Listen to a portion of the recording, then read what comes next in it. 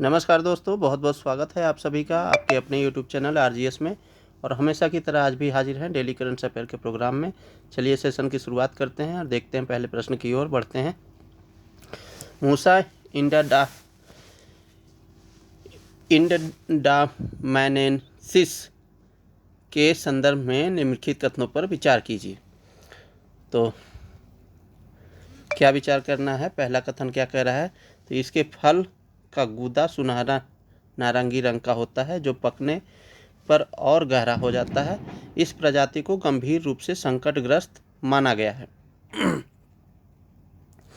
तो अभी क्या हुआ कि अंडमान और निकोबार द्वीप समूह की एक स्थानिक प्रजाति खोजी गई है और वह जो प्रजाति है ये केले की प्रजाति है और उसी से संबंधित ये प्रश्न है। तो अभी ये जो अंडमान निकोबार में खोजा गया है तो इसका गूदा जो है सुनहरी नारंगी लाल रंग का होता है जो पकने पर और गहरा हो जाता है। तो ये ऑप्शन हमारा सही है। दूसरा कथन कह रहा है कि इस प्रजाति को गंभीर रूप से संकटग्रस्त की श्रेणी में रखा गया है। तो ये कथन हमारा क्या होता है? तो दूसरा कथन भी हमारा सही है, इसलिए राइट आंसर हमारा क्या हो जाएगा? ऑप्शन सी हो जाएगा। चलिए हम लोग व्याख्या को देखें। तो हालिया खबरों के अनुसार अंडमान और निकोबार द्वीप समूह की एक स्थानिक और संकटग्रस्त केले की प्रजाति में दुनिया का सबसे लंबा केला फल दर्ज किया गया है, जो अब तक केले में दर्ज सबसे लंबा फलन है। इस प्रजाति का नाम मूसा इंडामानेंसिस है। यह प्रजाति अपने असाधारण आकार, रंग और रोग प्रतिरोधक क्षमताओं के कारण जैव विविधता के संरक्षण और कृषि अनुसंधान के क्षेत्र में अत्यंत महत्वपूर्ण मानी जा रही है। मूसा इंडामानेंसिस की विशेषताओं के बारे में बात करें तो इस प्रजाति में 4.2 मीटर लगभग 14 फीट लंबा फल गुच्छा दर्ज किया गया है, जो दुनिया में अब तक किसी भी केले की प्रजाति में सबसे लंबा है। बता दें कि इससे पहले 2012 में लिटिल अंडमान में 3 मीटर लंबा फल गुच्छा दर्ज हुआ था, जबकि नया रिकॉर्ड कैंपबेल में दर्ज किया गया था। यह जंगली केला पौधा 11 से 11.3 मीटर तक ऊंचा होता है, जो सामान्य केले के पौधे की ऊंचाई 3 से 4 मीटर से लगभग 3 गुना अधिक है। इसके फल का गूदा सुनहरा नारंगी रंग का होता है जो पकने पर और गहरा हो जाता है। बड़े फल, गुच्छे और रोग प्रतिरोधक गुणों के कारण इस प्रजाति का उपयोग उच्च उपज और रोग प्रतिरोधी केले की नई किस्में विकसित करने में किया जा सकता है। चलिए अगले प्रश्न की ओर बढ़ें। तो हैरोप के संदर्भ में निम्नलिखित कथनों पर विचार करें। तो यह लोइटरिंग म्यूनिशन नामक हथियार की श्रेणी से संबंधित है। दूसरा कथन कह रहा है कि इसे इजराइल एरोस्पेस इंडस्ट्रीज के एमबीटी मिसाइल डिवीजन द्वारा बनाया गया है। पूछ क्या रहा है? उपयुक्त में से कौन से कथन सही नहीं है? तो यहाँ पर दोनों कथन सही हैं, यानी गलत कथन पूछ रहा है। तो यहाँ पर ऑप्शन डी हमारा सही हो जाएगा, न तो 1 और न ही 2। चलिए हम लोग व्याख्या को देखें। तो हैरोप ड्रोन के बारे में अभी चर्चा में बना हुआ है। तो हाल ही में भारतीय सशस्त्र बलों ने ऑपरेशन सिंदूर के तहत पाकिस्तान में वायु रक्षा प्रणालियों पर सटीक हमले करने के लिए इजरायली मूल के हैरोप ड्रोन तैनात किए हैं। हैरोप ड्रोन के बारे में बात करें तो यह लोइटरिंग म्यूनिशन नामक हथियारों की श्रेणी से संबंधित है। इसे इजराइल एरोस्पेस इंडस्ट्रीज के एमबीटी मिसाइल डिवीजन द्वारा बनाया गया है। हैरोप ड्रोन को एक घूमने वाले हथियार के रूप में संचालित करने के लिए डिजाइन किया गया है, जो किसी क्षेत्र के ऊपर मंडरा सकता है और निर्देशित होने पर लक्ष्य पर हमला कर सकता है। यह एक इलेक्ट्रो ऑप्टिकल या इंफ्रारेड सीकर से लैस है, जो स्थिर या गतिशील खतरों का पता लगाने, उनका पीछा करने और उनसे निपटने के लिए सक्षम है। यह एक मैन इन द पूल नियंत्रण मोड प्रदान करता है, जिससे ऑपरेटर को प्रभाव से पहले अंतिम निर्णय लेने की अनुमति मिलती है। इसकी विशेषताओं की बात करें तो इसके पंखों का फैलाव 3 मीटर तक और लंबाई 2.5 मीटर है। अधिकतम गति 417 किलोमीटर प्रति घंटा है। कार्य सीमा की बात करें तो 200 किलोमीटर तक ये कार्य कर सकता है। उड़ान की अवधि 6 घंटे से अधिक है। 16 किलोग्राम का उच्च विस्फोटक वारहेड है, यानी 16 किलोग्राम तक ये विस्फोटक ले जा सकता है। चलिए अगले प्रश्न की बढ़ें तो निवेशक शिक्षा एवं संरक्षण निधि प्राधिकरण के संदर्भ में निम्नलिखित कथनों पर विचार कीजिए। तो इसकी स्थापना साल 2016 में की गई थी। इसका नोडल मंत्रालय शिक्षा मंत्रालय है। तो यहाँ पर पूछ रहा है कौन से कथन सही हैं। तो इसकी स्थापना तो 2016 में की गई थी, निवेशक शिक्षा एवं संरक्षण निधि प्राधिकरण की, और इसका नोडल मंत्रालय शिक्षा मंत्रालय है। तो यहाँ इसका नोडल मंत्रालय जो है शिक्षा मंत्रालय नहीं है, बल्कि कारपोरेट मामलों का मंत्रालय है। तो कारपोरेट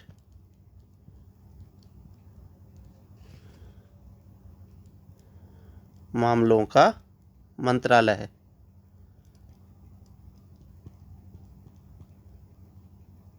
ठीक है, चलिए तो सही कथन को चूज करना है तो हम लोग एक की ओर चलेंगे, और चलिए हम लोग व्याख्या देख लेते हैं। तो चर्चा में निवेशक शिविर। तो हाल ही में निवेशक शिक्षा एवं संरक्षण निधि प्राधिकरण और सेबी के संयुक्त प्रयास से निवेशक शिविर की शुरुआत की गई है। तो सेबी और निवेशक शिक्षा एवं संरक्षण निधि प्राधिकरण ये दोनों मिलकर के संयुक्त रूप से निवेशक शिविर की शुरुआत किए हैं। इसका उद्देश्य निवेशकों तक पहुंच बढ़ाने और दावा न किए गए लाभांश और शेयरों को पुनः प्राप्त करने की प्रक्रिया को सरल बनाना है। साथ ही वित्तीय साक्षरता में सुधार करना और बिचौलियों पर निर्भरता को कम करना है। इस पहल में समर्पित हेल्प डेस्क की सुविधा होगी, जिससे निवेशकों को कंपनी के प्रतिनिधियों और रजिस्ट्रार और ट्रांसफ़र एजेंटों के साथ सीधे बातचीत करने की सुविधा मिलेगी।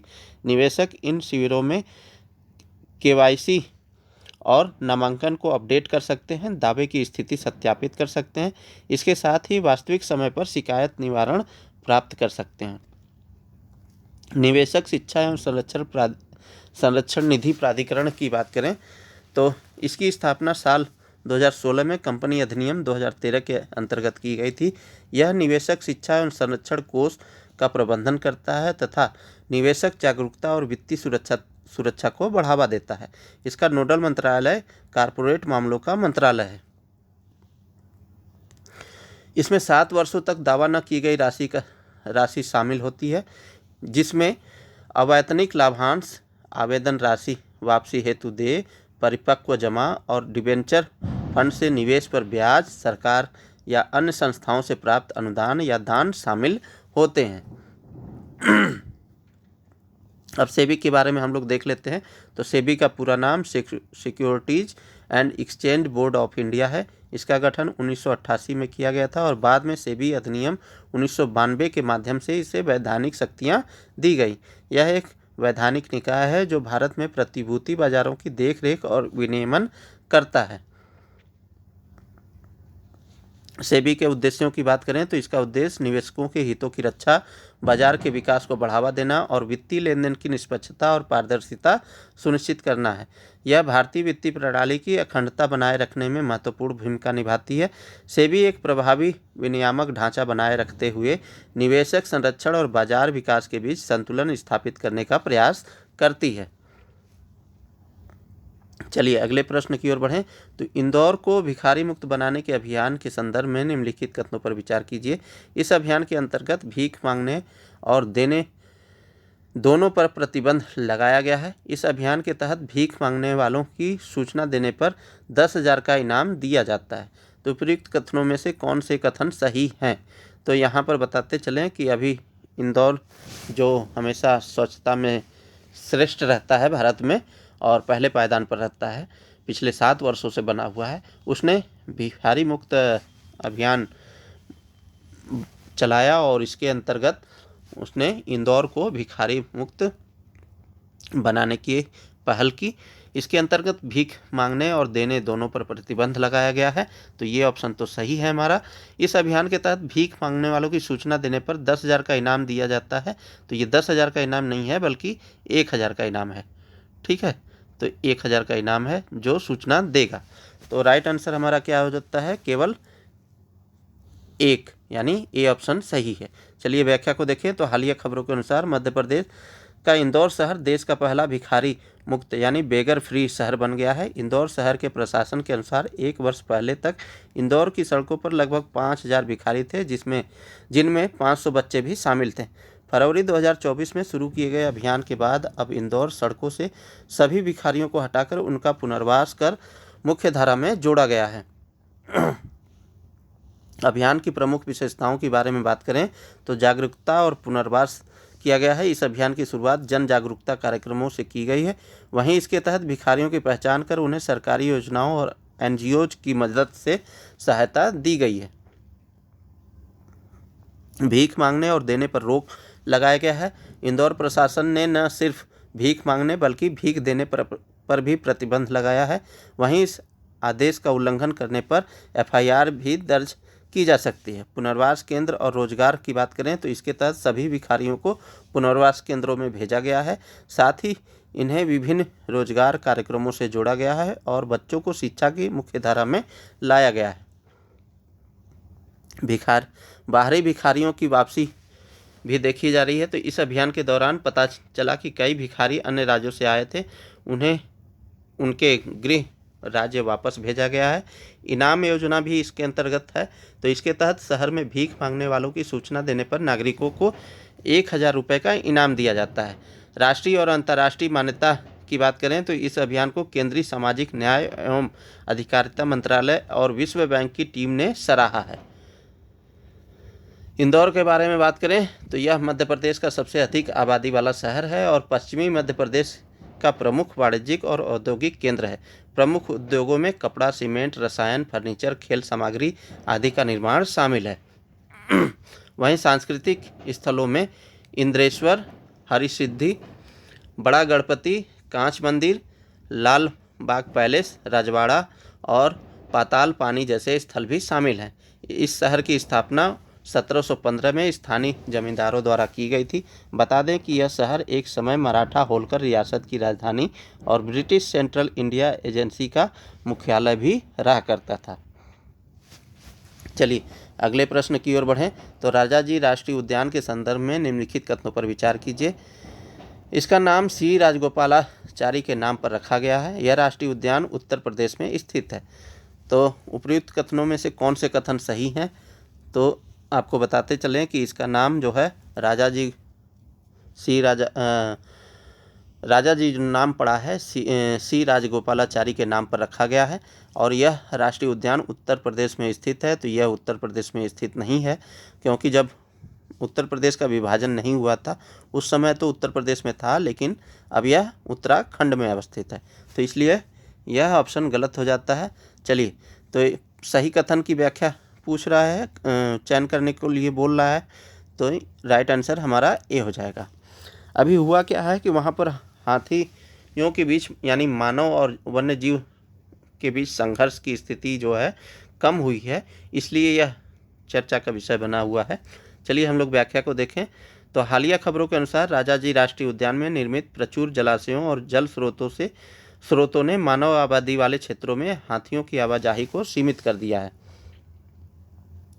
मुख्य बिंदु की बात करें तो गंगा पर निर्भरता कम हुई है। हाथियों के बड़े झुंड अब गर्मी के मौसम में जल की आवश्यकता के लिए गंगा नदी पर पूरी तरह निर्भर नहीं रहते। वन क्षेत्रों में जल स्रोतों की बढ़ती उपलब्धता ने हाथियों को अधिक आत्मनिर्भर बना दिया है। अमृत सरोवर योजना की भूमिका भी इसमें महत्वपूर्ण रही है। अमृत सरोवर योजना से वनों में जल की स्थिति में उल्लेखनीय सुधार हुआ है। इस योजना का उद्देश्य देश भर के प्रत्येक जिले में 75 अमृत सरोवर तालाबों का विकास या पुनरुद्धार करना है। इसे स्वतंत्रता के 75वें वर्ष के लिए भारत के आज़ादी का अमृत महोत्सव समारोह के हिस्से के रूप में वर्ष 2022 में लॉन्च किया गया था। यानी अमृत सरोवर को। इसके प्रभाव की बात करें तो जंगल में पानी की उपलब्धता में प्रचुर सुधार होने से हाथियों का मानव आबादी वाले क्षेत्रों में आवागमन कम हो गया है। परिणाम स्वरूप मानव हाथी संघर्ष की घटनाओं में कमी आई है, जिससे वन्य जीवों और स्थानीय समुदायों दोनों की सुरक्षा बढ़ी है। राजाजी राष्ट्रीय उद्यान के बारे में बात करें तो यह राष्ट्रीय उद्यान उत्तराखंड के 3 जिलों देहरादून, हरिद्वार और पौड़ी गढ़वाल में स्थित है। इस पार्क की स्थापना 3 वन जीव अभयारण्यों राजाजी, मोतीचूर और चिल्का को मिलाकर की गई थी। इसका नाम सी राजगोपालाचारी के नाम पर रखा गया है, जो एक प्रमुख स्वतंत्रता सेनानी जिन्हें राजाजी के नाम से भी जाना जाता था, उनके नाम पर पड़ा है। प्रारंभ में राजाजी राष्ट्रीय उद्यान 820.42 वर्ग किलोमीटर क्षेत्र में फैला हुआ था। वर्ष 2015 में आसपास के आरक्षित वन के अतिरिक्त 255.63 वर्ग किलोमीटर क्षेत्र को बफर जोन के रूप में नामित किया गया। इसके बाद 1075 वर्ग किलोमीटर के संयुक्त क्षेत्र को वन जीव संरक्षण अधिनियम 1972 के तहत राजाजी टाइगर रिजर्व घोषित कर दिया गया। गंगा नदी राजाजी टाइगर रिजर्व से होकर के बहती हैं, जिससे क्षेत्र की पारिस्थितिक समृद्धि बढ़ती है। गंगा की एक सहायक नदी सोंग सी इस रिजर्व से होकर गुजरती है तथा विविध वन्यजीव और वनस्पतियों को पोषण देती है। इस रिजर्व में एक महत्वपूर्ण हाथी गलियारा है, जो राजाजी और कॉर्बेट राष्ट्रीय उद्यान के बीच हाथियों की सुरक्षित आवाजाही सुनिश्चित करता है, आनुवंशिक विविधता को बढ़ावा देता है और मानव हाथी संघर्ष को कम करता है। चलिए अगले प्रश्न की ओर बढ़ें तो EOS 09 के संदर्भ में निम्नलिखित कथनों पर विचार कीजिए। तो यह एक अत्याधुनिक C band synthetic aperture radar से लैस है। यह पोलर सैटेलाइट लॉन्च व्हीकल के माध्यम से लॉन्च किया जाएगा। तो उपयुक्त में से कौन सा कथन सही है, ये पूछ रहा है। तो यह एक अत्याधुनिक C band synthetic aperture radar से लैस है। तो सी बैंड सिंथेटिक अपर्चर क्या होता है? तो यह 4 से 8 गीगा हर्ट्ज की फ्रीक्वेंसी पर काम करता है। साथ ही साथ यह मध्यम गहराई वाला होता है और इसकी रिजोल्यूशन जो है वो उच्च होती है। तो रिजोल्यूशन जो है उच्च होती है। और ये रडार जो होता है पहले अल्फ़ा था, फिर एल था, अभी जो है प्रचलित है सी वाला। ठीक है, तो ये ऑप्शन तो हमारा सही है, पहला ऑप्शन। यह पोलर सैटेलाइट लॉन्च व्हीकल के माध्यम से लॉन्च किया जाएगा, तो ये भी ऑप्शन सही है, इसलिए राइट आंसर हमारा क्या हो जाता है? सी हो जाता है। चलिए हम लोग व्याख्या को देखें। तो इसरो करेगा EOS 09 RISAT 1B satellite launch. ठीक है, हालिया खबरों के अनुसार इसरो 18 मई को अपने नवीनतम पृथ्वी अवलोकन उपग्रह EOS 09 यानी रिसैट 01 को पोलर सैटेलाइट लॉन्च व्हीकल के माध्यम से लॉन्च करने जा रहा है। इस उपग्रह का उद्देश्य भारत की सीमा सुरक्षा को बढ़ावा देना और आपातकालीन प्रबंधन क्षमताओं में सुधार करना है। यह उपग्रह विशेष रूप से पाकिस्तान और चीन के साथ सीमाओं पर निगरानी रखने में महत्वपूर्ण भूमिका निभाएगा। EOS 09 यानी रिसैट 1B के बारे में बात करें तो यह एक अत्याधुनिक C band synthetic aperture radar से लैस है, जो इसे सभी मौसमों में उच्च रिजोल्यूशन छवियां प्राप्त करने की क्षमता प्रदान करता है। यह उपग्रह बादल, बारिश और अंधेरे के बावजूद स्पष्ट छवियां प्राप्त कर सकता है, जो पारंपरिक ऑप्टिकल इमेजिंग उपग्रहों द्वारा सामना की जाने वाली सीमाओं को पार करता है। इसका वजन लगभग 1710 किलोग्राम है और यह PSLV C61 रॉकेट के माध्यम से सूर्य संक्रमणीय कक्षा में भेजा जाएगा। इसके सूर्य संक्रमणीय कक्षा क्या है? तो जैसे ये पृथ्वी हो गया, तो एक ही समय पर ये जो उपग्रह है घूम करके आएगा। ठीक है, तो इसमें भेजा जाएगा। इसके पास 5 अलग अलग इमेजिंग मोड है, जो इसे छोटे ऑब्जेक्ट्स को 1 मीटर तक की उच्च रिजोल्यूशन से लेकर के बड़े क्षेत्रों की निगरानी करने तक की क्षमता प्रदान करते हैं।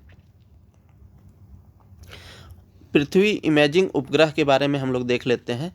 तो पृथ्वी इमेजिंग उपग्रह वह उपग्रह होते हैं जो पृथ्वी की सतह का अध्ययन करने के लिए विभिन्न प्रकार की तकनीकों का उपयोग करते हैं। इनकी प्रमुख विशेषताओं की बात करें तो उच्च रिजोल्यूशन इमेजिंग होती है। रडार और सिंथेटिक अपर्चर रडार इसमें शामिल होता है। सभी मौसमों में कार्य करने की क्षमता होती है। कृषि और पर्यावरणीय निगरानी कर सकता है। सुरक्षा और सैन्य उपयोग भी लिया जा सकता है।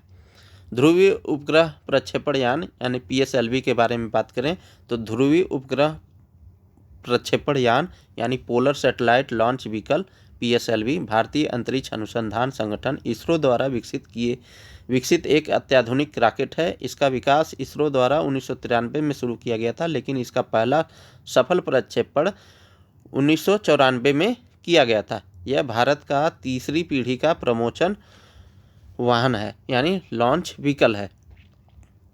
यह एक 4 चरणीय प्रमोशन वाहन है जिसके प्रथम और तीसरे चरण में ठोस रॉकेट मोटर्स तथा दूसरे व चौथे चरण में तरल रॉकेट इंजन का उपयोग किया जाता है। इस तरल चरणों से युक्त प्रथम भारतीय प्रमोशन वाहन है, मतलब यह तरल चरणों से युक्त प्रथम भारतीय प्रमोशन वाहन है। इसके सफल प्रक्षेपणों में चंद्रयान 1, मार्स ऑर्बिटर मिशन और स्पेस रिकवरी मिशन आदि शामिल हैं। चलिए अगले प्रश्न की ओर बढ़ें। तो प्रधानमंत्री नरेंद्र मोदी द्वारा प्रस्तुत भारत की नई आतंकवाद विरोधी नीति के 3 प्रमुख अंगों में से कौन सा शामिल नहीं है? तो अभी जो है भारत सरकार की जो जीरो टॉलरेंस नीति है टेरर के प्रति, टेरर अटैक के प्रति, वो अपनाई जा रही है और भारत की नई आतंकवाद विरोधी नीति लाई गई है। तो जिसमें 3 प्रमुख प्रावधान किए गए हैं और इसमें से पूछ रहा कौन सा शामिल नहीं है, तो वही हमें बताना है। तो भारत की शर्तों पर निर्णायक जवाब देना, परमाणु ब्लैकमेल को अस्वीकार करना, आतंकवादियों को उनके नेताओं और उनके समर्थन देने वाली सरकार के बीच कोई भेदभाव न करना, ये तो शामिल है। यहाँ पर डी होगा आतंकवाद और द्विपक्षीय संबंधों को भिन्न रूप से समझना, तो यहाँ पर यही शामिल नहीं है। चलिए व्याख्या को देखें। तो भारत की नई आतंकवाद विरोधी नीति यानी प्रधानमंत्री नरेंद्र मोदी जी ने ऑपरेशन सिंदूर के बाद भारत की नई आतंकवाद नीति की घोषणा की है, जो अब नया सामान्य बन चुका है। यह नीति 3 प्रमुख सिद्धांतों पर आधारित है। भारत की शर्तों पर निर्णायक जवाबी कार्रवाई, परमाणु ब्लैकमेल के आगे झुकाव नहीं होगा और आतंकवादियों और उनके नेताओं और उन्हें समर्थन देने वाली सरकार के बीच कोई अंतर नहीं करना, ये प्रमुख शर्तें हैं। ठीक है। प्रधानमंत्री जी ने स्पष्ट किया कि भारत ने सैन्य कार्यवाही निलंबित की है, रोकी नहीं है। भविष्य में पाकिस्तान के व्यवहार के अनुसार निर्णय लिया जाएगा।